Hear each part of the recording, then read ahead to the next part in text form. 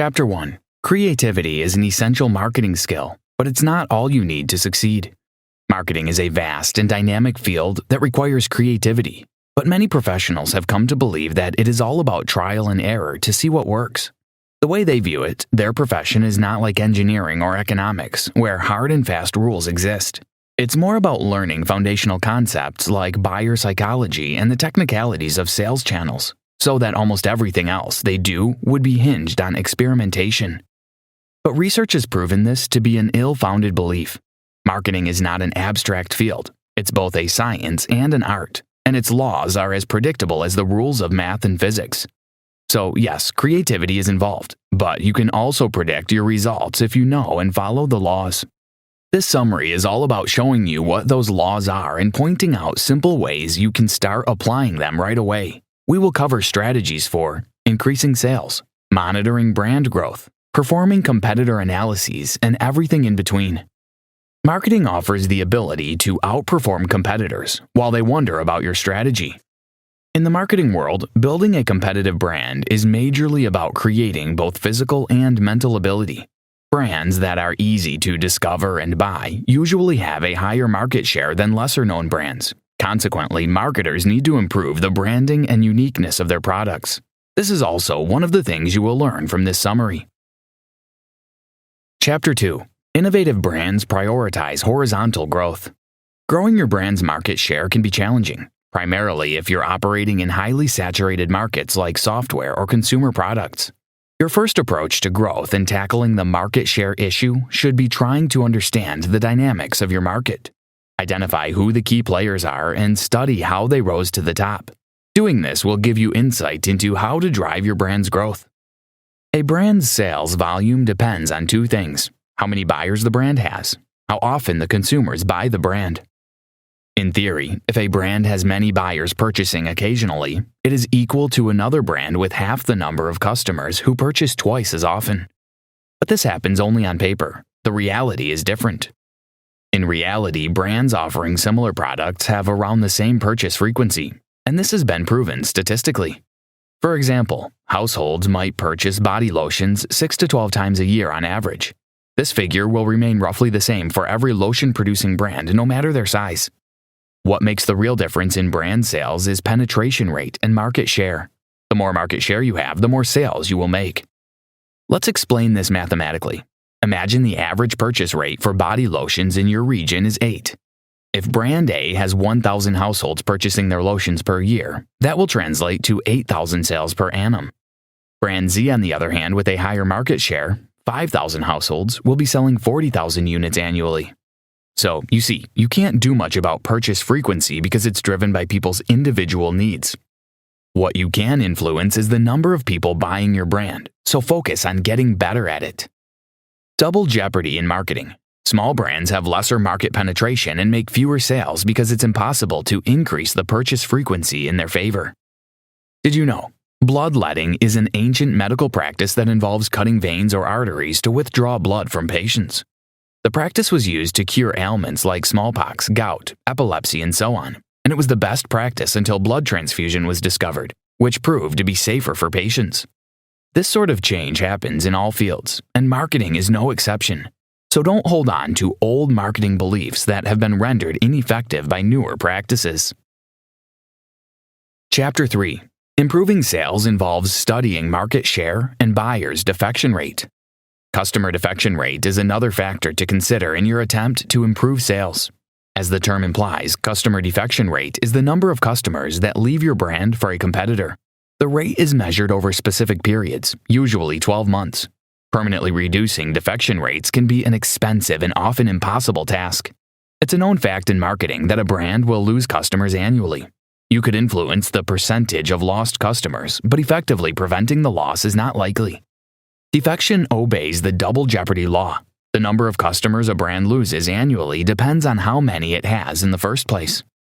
A brand's defection rate is essentially a function of its market share. For example, you can't lose 1 million customers if your customer count is not in the millions. All things equal, big brands tend to lose fewer customers compared to smaller brands. This also ties back to loyalty. For a brand to be big and well recognized, it means a considerable number of people love its products. so it becomes harder for many people to defect. When dealing with defection rate, you essentially have two options: increase your customer retention or double down on customer acquisition.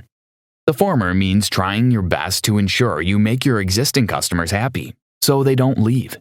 The former is all about putting strategies in place to get new customers. Which approach works best?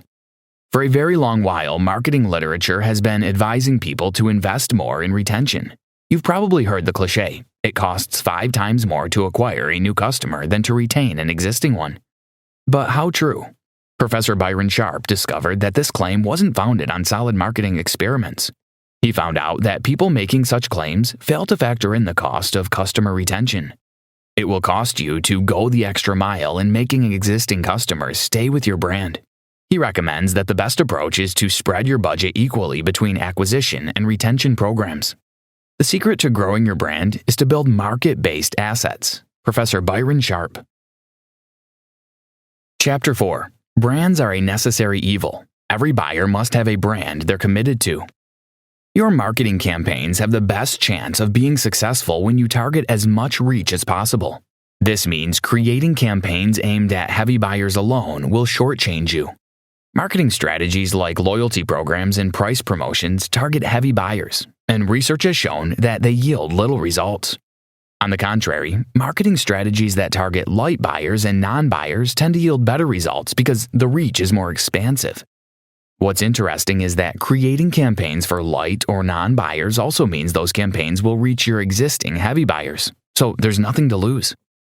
A classic example is extending your brand to a new location. When you do that, you will be able to reach customers who were light or non-buyers because of geographical or other factors.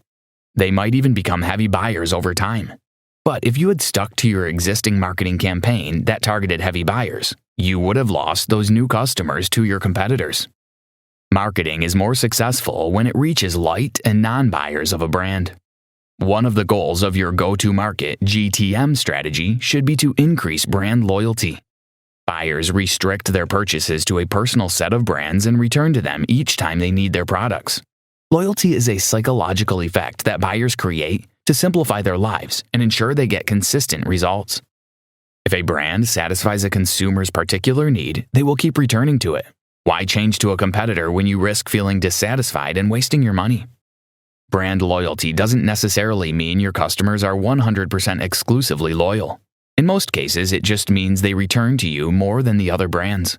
However, there is another set of people called brand fanatics. These are consumers who have become too committed and obsessed with a brand. Brand fanatics provide free customer advocacy. Most brands have a mixture of loyal customers, fanatics, and a pool of buyers who don't belong to either group. These people can neglect the brand at any point. Chapter 5. Marketing will have a smooth sail when products meet the needs of buyers. Word of mouth is arguably the oldest form of marketing, and still the most effective. You have a real superpower if you can make people tell others about your business. Some brand managers mistake word of mouth for customer loyalty. The general belief is that people love your brand if they are happy to tell others about it. While this is partly true, research has shown that word of mouth advertising declines with customer lifetime. Established customers are less likely than new customers to refer others to a brand because they have nothing new to say about it. But new customers who just started using your product get fascinated by it and feel the urge to share with others. Put another way, the fact that people are spreading the word about your brand doesn't necessarily mean they are loyalists. Loyalty and propensity to give word of mouth are not strongly linked. That being said, how can you create a brand that new and some of your existing customers will happily advocate for? There are many strategies to consider, but we will look at a fundamental one in this chapter: brand differentiation. You can be sure that people won't care about referring others to your business if there is nothing different about you or your products. If marketing is seminally about anything, it is about differentiating. All else is derivative of that and only that. Theodore Levitt. Product differentiation is a marketing strategy designed to distinguish a company's products or services from its competitors.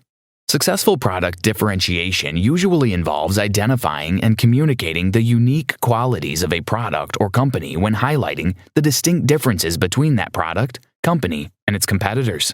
However, don't push so much effort into product differentiation that you neglect the most important thing: branding. Branding is reliable, and its effects last longer, but differentiation doesn't. Although many professionals and marketing textbooks tell marketers to strive for differentiation, in the real world, competition is more about competitive matching than hiding from competitors by delivering differences.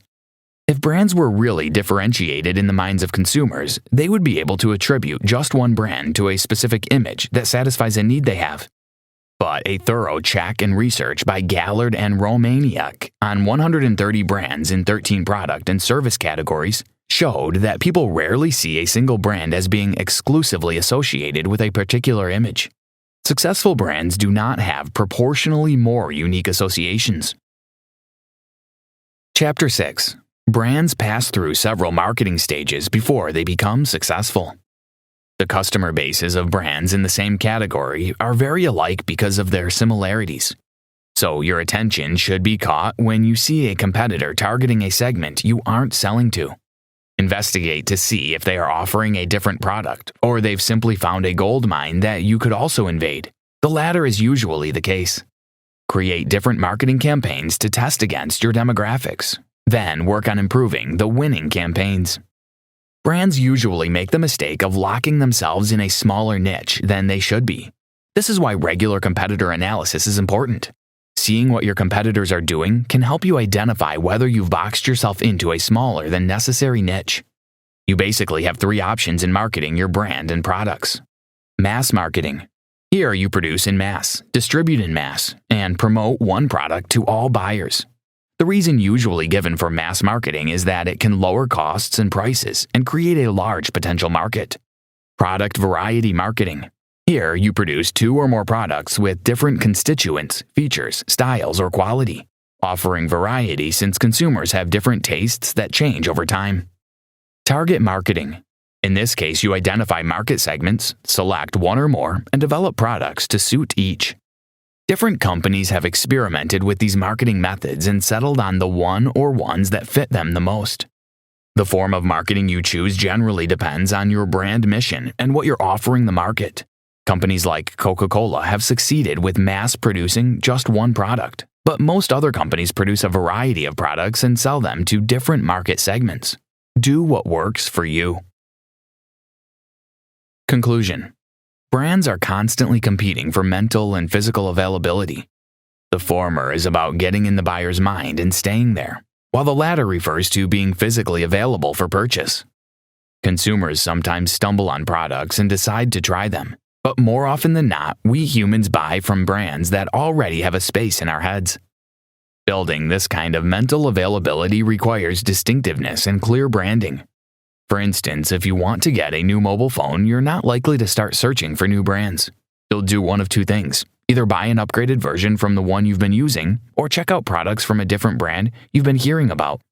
In any case, the brand you buy already has real estate in your mind. That's the sort of thing you want to create in your target market, too. As a marketer or brand manager, realize that reaching all potential buyers is vital, even if they're light, occasional buyers of the brand. As we've seen earlier on, targeting only heavy buyers often means leaving money behind. Find reasons why your light buyers behave the way they do, then craft campaigns to make them buy more. Also, understand that competing brands sell to the same sort of people. When you find a competitor excelling in a market you haven't entered, do some research to learn why. It may be that they have discovered an untapped niche that you can explore too.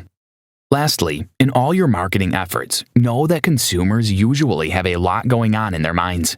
The ability to remain in the heart of people is what makes a brand truly successful. Try this. Find time this week to research your competitors. Look at what they're doing differently and see if you can twist it to create an original marketing campaign. Every master marketer knows that stealing is a vital part of the creative process.